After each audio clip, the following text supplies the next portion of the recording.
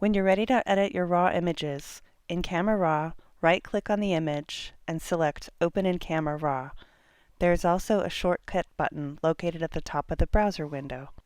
Your image will open up in the Camera Raw editor in a new window. As you're editing, remember there is a small button in the lower right-hand corner of your image that will toggle the before and after of any changes you've made to your picture. Be sure to do this throughout your editing to see how your changes are looking. On the upper right side of your editor, you'll notice several sliders that help you control the tones of the image. They have been separated out into little sections, and it's this section that says exposure, contrast, highlights, etc. that we want to focus on. You'll also notice the histogram up here, which is a visualization of where each of these sliders is moving the tones of the image. So for example, as I adjust exposure, most of the image content is moved to the left or right in the histogram. Just as with I adjust contrast, the histogram is either spread out or squished toward the center. Highlights is going to adjust the upper area of the histogram. So if I want those brighter areas to be a little bit brighter or a little bit darker, I can use that slider.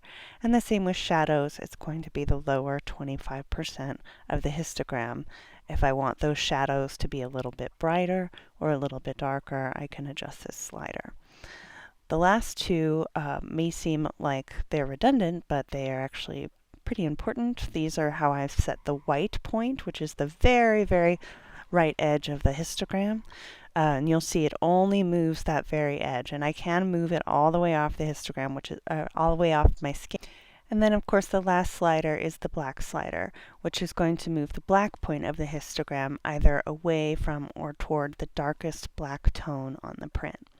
So when I'm actually editing a picture, I usually start at that black point. I like to make sure that the image has black tones. And the way I do this is I hold my Option key and I click on the slider, and it's going to show me which parts of those tones are being pushed all the way into the black area, or whether there's still detail in them. So you can see if I slide it all the way over, I lose all the detail inside the shell. As I bring it up, you can start to see there's still information in the gradient inside that shell. So generally, I like that to be a pretty blank white screen. And if I adjust my shadow slider, I can actually make some of those tones come back out, make sure what I want to stay dark, like that little hole stays dark, making sure I still have some of those nice details in those shadows.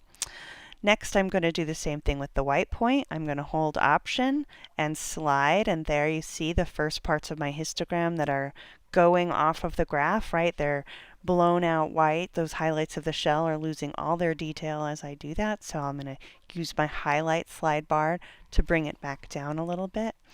And I can kind of tweak these a little back and forth as I'm playing with between the highlights and the shadows and the white points and the black points. Keeping an eye on the histogram to make sure I'm not losing anything all the way off the edge.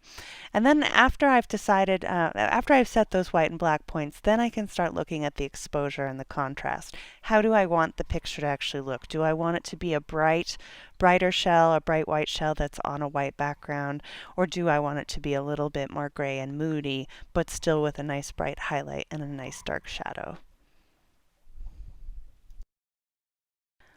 Next, we're going to look at the white balance, and that's in this section closer to the top under Basic.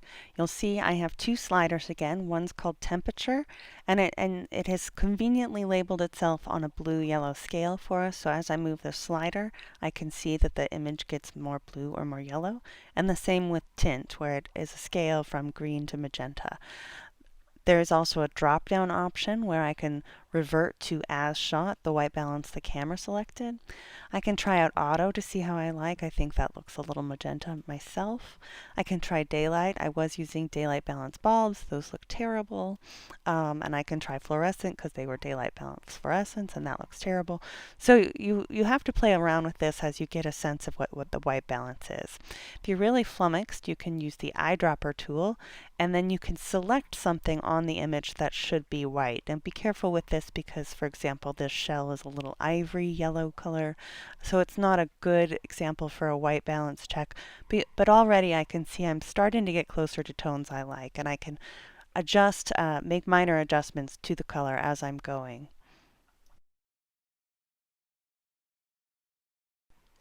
The next editing section is for texture and clarity. What texture will do, and it may not show up as well in the video, but if you slide the texture slider back and forth, you'll see a little bit more detail shows up in these flat color areas of my shell.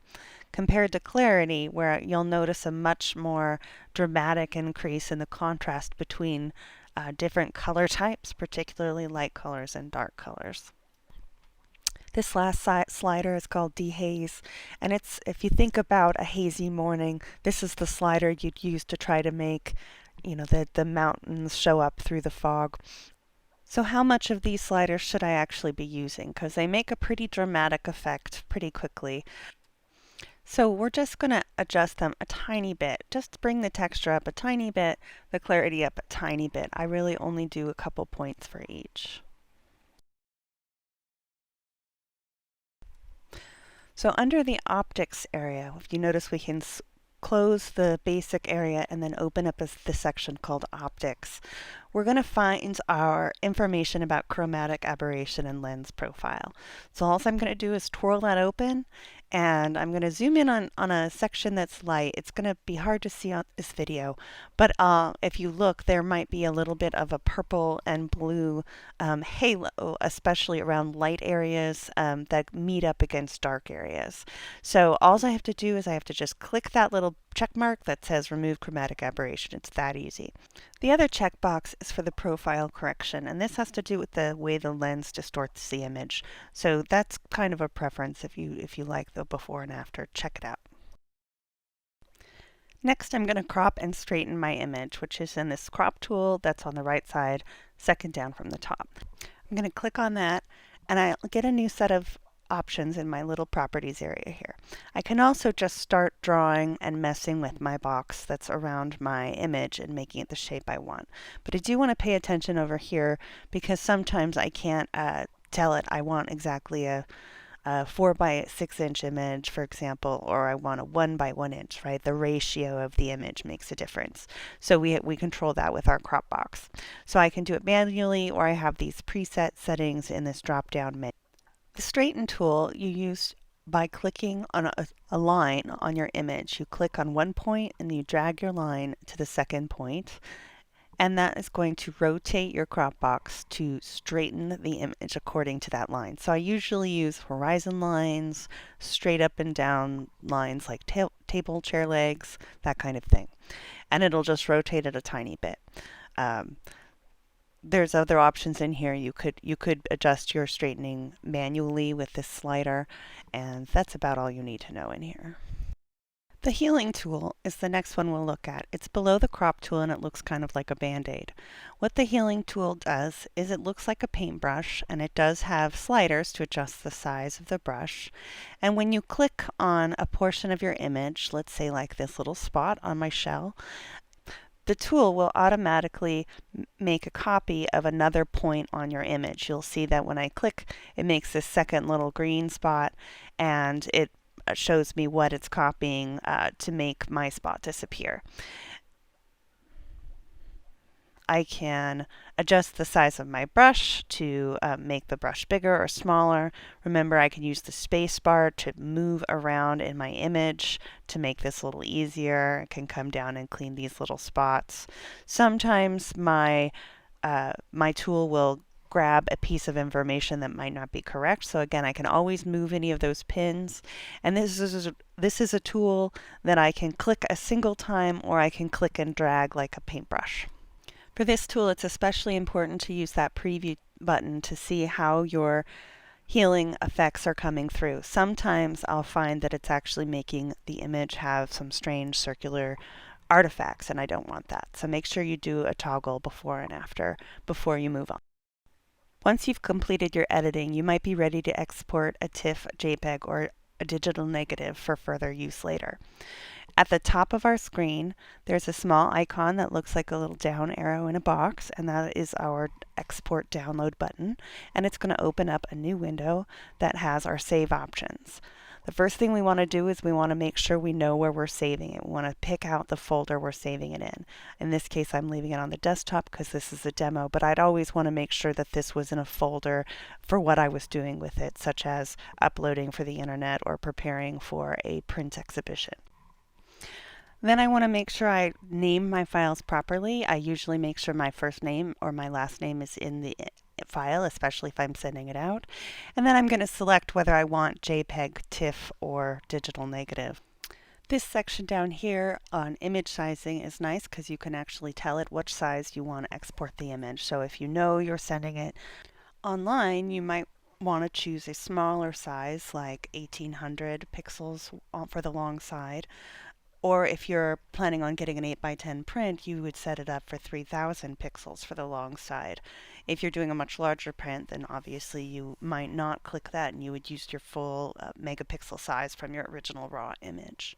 This is also where if I want a larger image than what my camera captured, this is where I would tell it to make it larger. Then I'd go ahead and hit save. When you're finished editing, RAW creates an XML sidecar file that saves all of your changes. If you hit Done, this sidecar file is updated. If you hit Cancel, all of your changes are deleted. And if you hit Open, you'll open your file in Photoshop. So for now, we're just going to hit Done.